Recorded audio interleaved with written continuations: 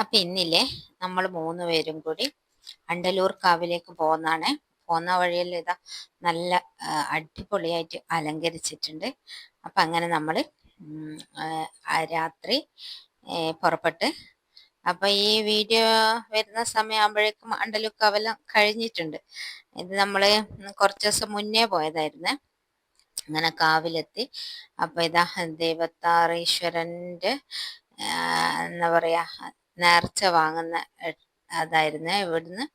അപ്പൊ അവിടെയുള്ള ഈ ഡ്രസ്സെല്ലാം ഇട്ടിട്ട് എല്ലാവരും വ്രതെല്ലാം എടുത്ത് അങ്ങനെയുള്ള ആൾക്കാരെ ഈ അണ്ടലൂര് ഉത്സവമാകുമ്പോ എല്ലാവരും മത്സ്യമാംസങ്ങളൊന്നും കഴിക്കാതെ എല്ലാവരും വെജിറ്റേറിയൻ ആയിരിക്കും.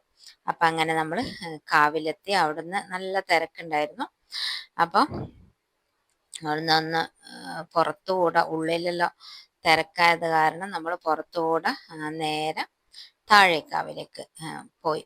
അപ്പൊ ഇത് പോകുന്ന വഴി അണ്ടലൂർ കുളമാണ് ഇത്.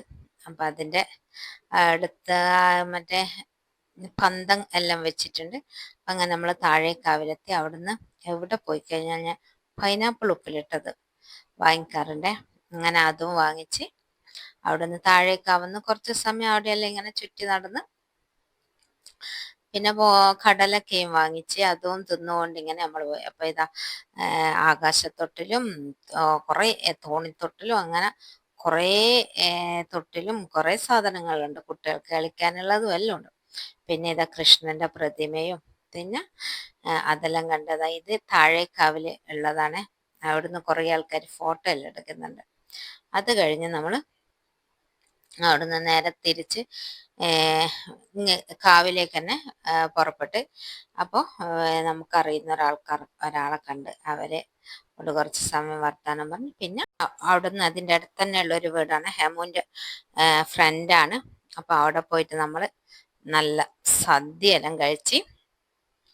അപ്പോൾ ഇവരതാണ് വീട്. ഇവരെ വീട്ടിലാണ് രൂപേച്ചിയും സുനിലേട്ടനും. അപ്പോൾ ബൈ ബൈ.